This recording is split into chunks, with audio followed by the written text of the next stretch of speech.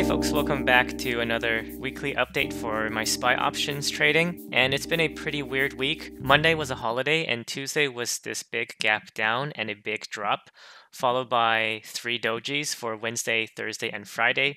And if I zoom out a bit, you can see normally we get longer body candles on the left here, but more recently we've had these dojis where the bodies are really short with extended wicks. So what that means is the market price had a big intraday move, but ultimately closed at roughly where it started. So if I zoom in to maybe like the 5-minute candles here, you can see, for example, yesterday it went down massively. This was a huge move from 402 down to 395, but then ultimately it came back and ended roughly where it started at the beginning of the day. And similar thing today, it went down, up, all these moves, and ultimately just ended up back roughly where it started. So that is what causes these candle bodies to be so short compared to before. And honestly, that makes it kind of difficult for me to trade because I mostly use time decay to make money. So when the price of the underlying goes the other way, then I have to adjust instead of just letting the option expire worthless. So my trades this week did not go so well. I barely broke even on Tuesday. Of course, Monday was a holiday. And then I lost money on Wednesday and Thursday, but I made back over $200 today. And then ultimately, that's $50 for the week, which is actually my lowest profit so far in the 8 weeks that I've been trading SPY. So that's just a 0.17% weekly return, which puts my total at just below 11%.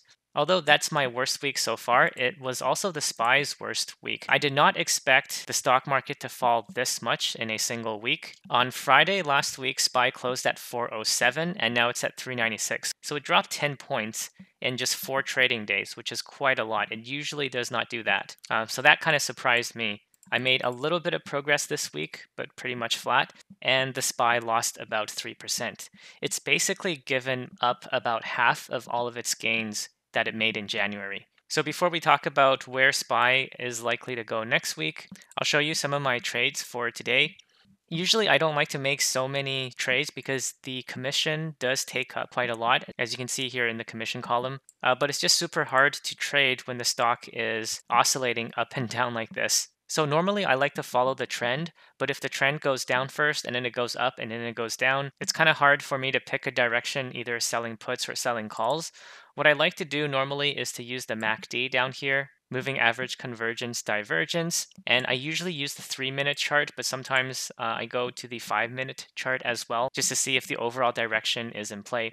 And right around here, 10:30 today, I noticed that the MACD made a higher low. So basically the stock was going up and it made a higher low over here. You can see this low is higher than this one.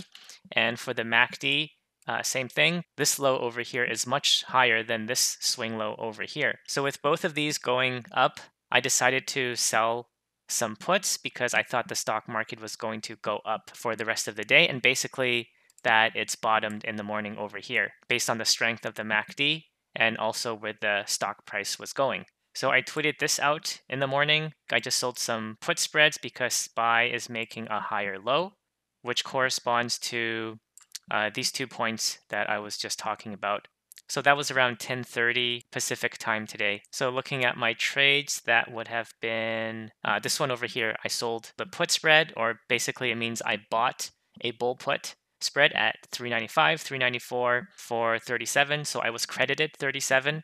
And then I actually, in the middle of the trading session, like an hour later, I sold my positions for a profit, and then I bought back in the same 395, 394 spread, and eventually those expired out of the money because SPY ended today at 396.38. So I'll show you what happened on the 5-minute chart. The MACD was being kind of tricky because, like I mentioned, this signal over here where the MACD was making a higher low, like compared to this one, that told me to sell the put spread. But then over here, notice how the MACD kind of crossed below the signal line. The blue line moved below the orange line. And so usually that is a signal to me to get out. So that's why at it would be like 11:40, I exited my position because I thought the MACD was going to go lower. And usually that means the underlying would go lower as well. So over here, 1142, 1143, I sold all 4 of my positions.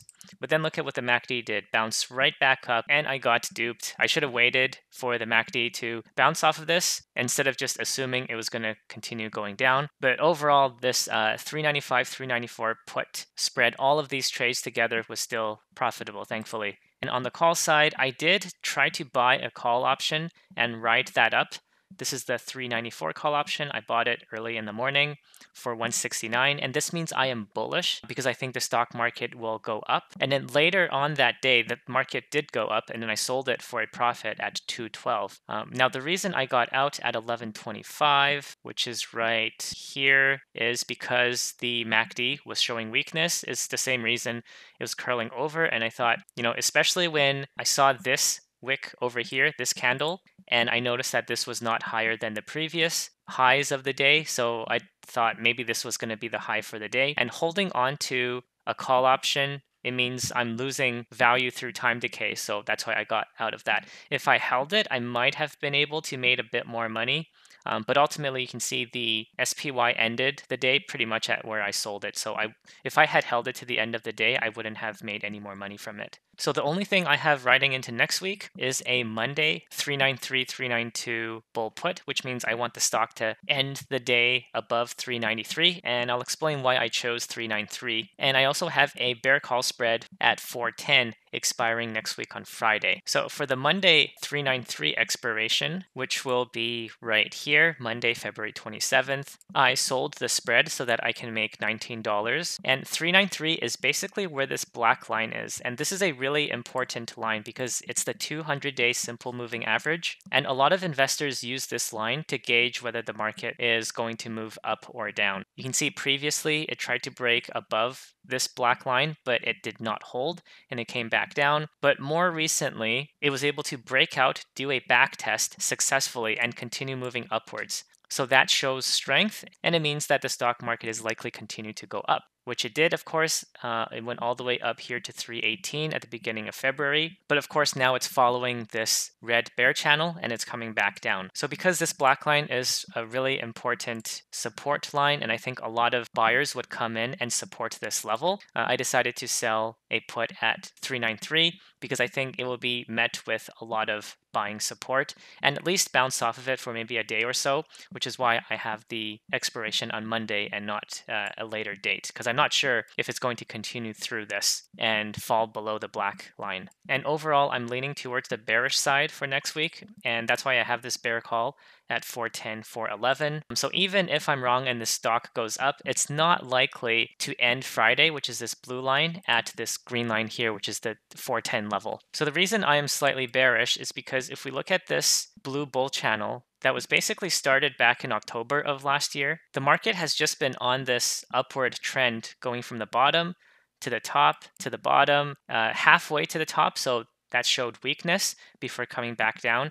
And now, if you look closely, you can see that we've actually dropped below the bottom of this blue bull channel. So before it was always inside of it. And today, finally, on the last day of trading for this week, it not only fell below the bottom of the channel, but it closed below. And that's a pretty big deal because it shows bearishness. Because you can see this red bear channel intersecting this blue bull channel. This is very telling because the market could have followed either of these channels. If it were to have followed this blue channel, then the SPY would have closed above 369.96. But because it closed below there, it shows that the blue channel is no longer in play. And now we're just following this red channel. So most likely it's going to go down. But like I mentioned at the same time, there is this really strong support at the 200 moving average, this black line, which it looks like it bounced off of just about today. So we'll have to see on Monday next week where it goes. But if there's signs of weakness on Monday or even Tuesday, then I think it's very likely that the SPY is going to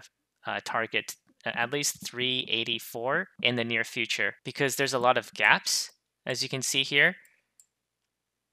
That's in between where the price is right now and about 384. So there's really little stopping SPY from dropping all the way down, which will take it down another 2.8, about 3% from its current close today. However, if Monday we see a green day, then it pretty much means that it found support down here at the black line and we're heading higher, but probably not much higher until we can get back above these EMAs again. This is the 9 EMA, the green one. The blue one is the important one, it's the 21 EMA. So I'm watching on Monday if SPY closes higher. If it goes back in this blue bull channel, then we could see the market continue to go up to at least 404. But if there is continued bearishness on Monday, then I would definitely expect 385, 384 level. And after that, especially if it goes back into this large red bear channel, then I think the next target will probably be down here around like 377, because that's where previously it found some kind of support. So thanks a lot for watching. Hopefully I'll have better returns next week and I'll give you another update then. Good luck with your investments, and until next time.